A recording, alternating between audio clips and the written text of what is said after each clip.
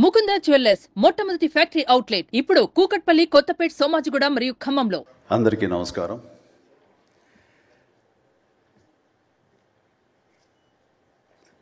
దిగ్దర్శకులు రాఘవేంద్ర గారు, కోదండరామరెడ్డి గారు,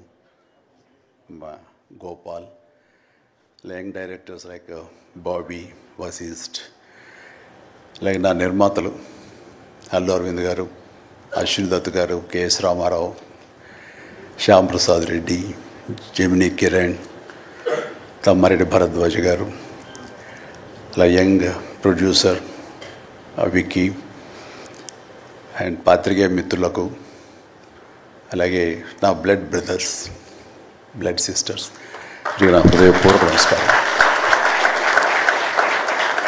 so first of all ఈ ఈవెంట్ ఇంత గ్లామర్గా, ఇంత మెమొరబుల్గా ఉంది అంటే దానికి ప్రధానమైన కారణం నా మిత్రుడు అమీర్ ఖాన్. అమీర్జీ, thank you so much. And with a small message and a phone call, you made it. And your presence made this moment as a memorable moment. Really, thank you so much. And I never forget this gesture from your side. And about Guinness Book of World Records, then ఊహించండి. I never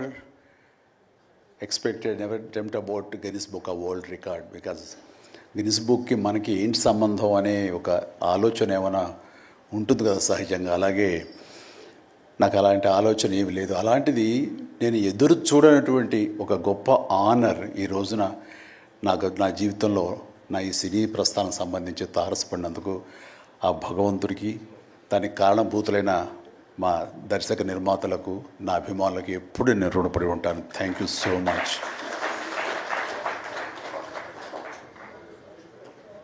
నాకు dances మీద, బహుశా నటన కంటే కూడా ముందు నుంచి కూడా డ్యాన్సెస్ మీద నాకు ఉన్నటువంటి ఇంట్రెస్ట్ ఈ రోజున ఈ అవార్డు వచ్చేలా చేసిందా అని నాకు అనిపిస్తుంటుంది.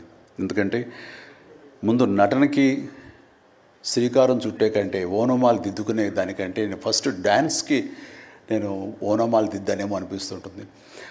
నా చిన్నప్పుడు మా చుట్టూ ఉండే వాళ్ళని ఎంటర్టైన్ చేయడం కోసంగా ఈవినింగ్ అయ్యేసరికి అప్పట్లో ఉండే వివిధ భారతి కానీ, లేకపోతే శ్రీలంక సిలోన్, రేడియో సిలోన్ కానీ, వీటిల్లో వచ్చే కొన్ని తెలుగు పాటలకి అదే మా source of inspiration. Recording songs అవి రావడానికి అప్పుడు గ్రామ్ ఫోన్లు కానీ, టేప్ రికార్డులు కానీ ఇవన్నీ కూడా ఉండే పరిస్థితి కాదు ఆర్థికంగా. అలాంటి వారానికి ఒకసారి రేడియోలో ఎప్పుడు పాటలు వస్తాయా అని అందరూ ఎదురు చూసేవాళ్ళు. రాగానే శంకర్బాబుని పిలవండి, డ్యాన్స్ వేస్తాడు, మనల్ని అలరిస్తాడని వాళ్ళందరూ ఉత్సాహంగా ఉంటే వాళ్ళ ఉత్సాహానికి నేను మరింత ప్రోత్సాహంగా తీసుకుని దాన్ని డ్యాన్స్లు వేస్తుండేవాడిని. అట్లాగా అవి డ్యాన్సులు అంటారా, బాడీ కదలిక అంటారా ఏమో తెలియదు, ఒక ఎనర్జీగా అవి ప్రజెంట్ చేయటం అనేది ఒక్కడే తెలుసు నాకు. 7th class, 6th class, 8th class ఆ ప్రాంతంలో.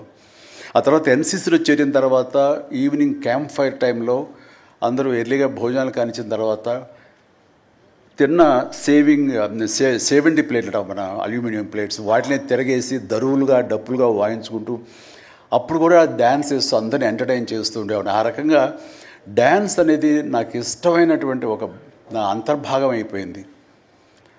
అలాగా డ్యాన్స్లు నేను వేరుగా ఎప్పుడు చూడండి, ఎప్పుడు హుషారు అసలు. అందుకంటే ముందు లేచిపోయి డ్యాన్సెస్ వేయటం అనేది మ్యూజిక్ అనుగుణంగా బాడీని మార్చుకోవడం జరిగింది. అంటే ఫస్ట్ పిక్చరు నేను వెళ్ళినప్పుడు అక్కడ సరదాగా నా రూమ్లో నేను డ్యాన్స్ వేస్తుంటే నా కో స్టార్స్ ఆర్టిస్ట్ వాళ్ళు చిరంజీవి డ్యాన్స్ వేస్తాడు అని అంటే అవునా అని వాళ్ళందరూ చేయాలంటే అందులో సావిత్రి గారు ఉండేవారు, రోజారమణి, కవిత, ఇలాంటి యాక్టర్లు అందరూ ఉండేవాళ్ళు, నరసింహరాజు, ఇలాంటి వాళ్ళందరూ ఉన్నప్పుడు వర్షం పడుతుంది.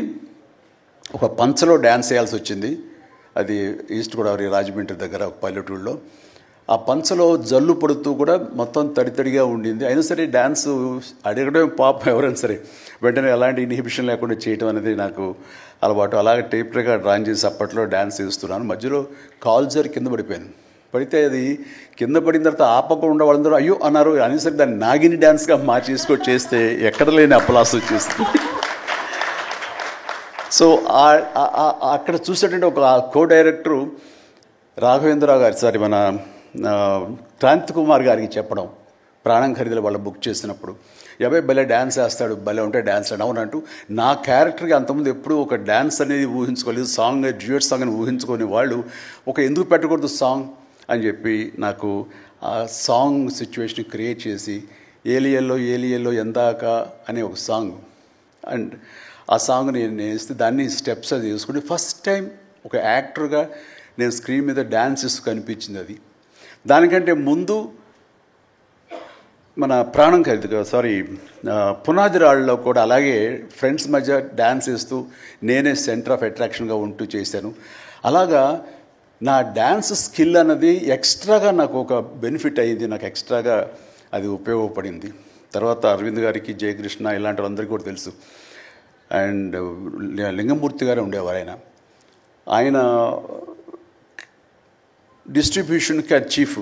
అప్పట్లో ఆయన రాగానే ఆయన ఏ ప్రొడ్యూసర్స్ని పిలుస్తారు, ఎవరి కథ ఓకే అంటారు, ఎవరికి డబ్బులు శాంక్షన్ చేస్తారని డిస్ట్రిబ్యూటర్స్ మీద ఆధారపడే రోజులు నిర్మాతలు.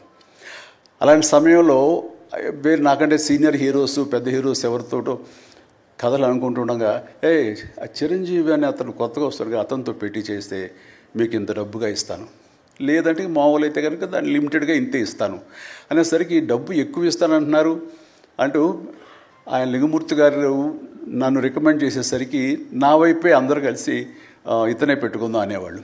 అతను ఏంటంటే ప్రజానాడి, ఆడియన్స్ ఏమనుకుంటున్నారు, ఆడియన్స్ ఇతను సాంగ్స్ కోసంగా పదే సినిమాలకు వస్తున్నారు, ఇలాంటి వాడితో సినిమాలు తీస్తే మనకి 4 డబ్బులు వస్తాయి కదా, కమర్షియల్గా వైబుల్గా ఉంటుందని ఉద్దేశంతో ఆయన ఆ రకంగా అప్పట్లో నా ప్రొడ్యూసర్తో అనడం, అండ్ వాళ్ళు కూడా నన్ను ఆప్ చేయటం నాకు ఆ రకంగా డ్యాన్సెస్ అనేది ఒక ఎడ్జిని తీసుకొచ్చింది. ఆ తర్వాత నా నిర్మాతలు కానీ, నా ప్రొడ్యూసర్స్ కానీ, నా మ్యూజిక్ డైరెక్టర్స్ కానీ, నా కోరియోగ్రాఫర్స్ కానీ వీళ్ళు నా సాంగ్స్ అనేసరికి ప్రత్యేకమైన శ్రద్ధ పెట్టేవాళ్ళు. అంటే మ్యూజిక్ పరంగా కానీ, బీజిఎమ్స్ పరంగా కానీ ఆ సాంగ్స్ అనేవి ఖచ్చితంగా ఉండాలని. దత్తు గారితో నాకు ఎప్పుడు దెబ్బలాటే, ఎందుకంటే 6 సాంగ్స్ ఉండాలేమో బాస్ మనకు అనేవారైనా, లేదు 5 చాలండి, 6వ సాంగ్ ఎప్పుడు కథకి గొడవ అడ్డుపడిపోతుందంటే, లేదు బాస్ బాస్ బాస్ బాస్ అది మీరు అనకండి, ఏ హీరో అయితే ఏమో కానీ మీరైతే మొత్తం 6 సాంగ్స్ ఉండాలి బాస్ అని ఆయన అంటాం. సో 6వ సాంగ్ని ఏ రకంగా ఒప్పించడం. అలాగే అల్లు అరవింద్ గారు లాస్ట్కి వచ్చేసరికి అత్తగేముడు అమ్మాయి 3 సాంగే సిచ్యువేషన్ లేదు అక్కడ. అలాంటి చోట ఒక డబ్బు మీద ఒక సాంగ్ను ఆయన క్రియేట్ చేసుకుని ఆ డైరెక్టర్ గారితో కోదండరామరెడ్డి గారు వీళ్ళందరూ కలిపి అనుకుని అత్తగేముడు అమ్మాయికి మొగుల్లో ఒక సాంగ్ను బలవంతంగా పెట్టాడు అక్కడ. ఆ టైంకి అది బలవంతంగా ఉంటుంది, కథ డిస్టర్బెన్స్ ఉంటుంది, కానీ సాంగ్స్ ఒక ఎడ్జి తీసుకుంటాయి. సాంగ్స్కి స్పెషల్ ఆడియన్స్ ఉన్నారు. ఆ ఆడియన్స్ సాంగ్స్ మళ్ళీ రిపీట్ చేసేవాళ్ళు. అప్పట్లో ప్రొజెక్టర్ ఆఫ్ చేసి మళ్ళీ రీప్లే చేసేవాళ్ళు. ఆ రకంగా సాంగ్స్ యొక్క ప్రత్యేకత నా జీవితంలో, నా సినీ కెరీర్లో, నా యొక్క విజయ పరంపరలో అది ఒక అంతర్భాగం అయిపోయింది. ఆ రకంగా సాంగ్స్ అనేది ఏదో సరదాగా హాబీగా చిన్నప్పుడు మొదలుపెట్టింది. అది ఈ రోజు వరకు నాకు విపరీతమైన ఫ్యాన్స్ని తీసుకొచ్చి డ్యాన్సెస్ అంటే చిరంజీవి చేయాలి అన్నంత పేరు తీసుకొచ్చి నాకు ఈ రోజు ఇదిగో ఈ Guinness Book of World records నాకు తీసుకొచ్చేలాగా చేసింది. సో ఇది నిజంగా అనూహ్యమైంది. ఏదో నటనకు వస్తుంది అన్నారు, వస్తుంది. అలాగే పర్సనాలిటీకి, మన సీనియారిటీకి అవార్డ్స్ వస్తాయి అనుకున్నా వస్తున్నాయి, అన్నీ అవుతున్నాయి. ఇంక ఎందుకు వస్తాయి, ఏమన్నా వస్తాయి అనుకుంటే కనుక ఈ రూపంలో వచ్చింది. ఈ రకంగా నన్ను వరిస్తుంది అనుకోలేదు. అది కాకుండా Guinness Book of World Records అన్నది. So first of all thank you so much mister Richard. You have come all the way to give me this honour in the name of prolific dancer, actor of Indian screen. Thank you so much. Thank you. And then ఇంతకు మించి నేను ఎక్కువ ఏమీ చెప్పలేను. But నా యొక్క ఈ విజయ పరంపరలో నేను కొనసాగడానికి నాకు ముందు నుంచి దోహదపడుతున్న నా నిర్మాతలకి, నా తోటి నటీనటులకు, నా టెక్నీషియన్స్కి, నా డైరెక్టర్స్కి, ప్రతి ఒక్కరికి హృదయపూర్వక ధన్యవాదాలు మరొకసారి తెలియజేసుకుంటూ ప్రతి ఒక్కరికి నా అభినందనలు సెలవు తీసుకుంటాను. జై హింద్. Thank you. సుమన్ టీవీలో మీ పర్సనల్ అండ్ బిజినెస్ ప్రమోషన్స్ కోసం కింది నెంబర్కి కాంటాక్ట్ చేయండి.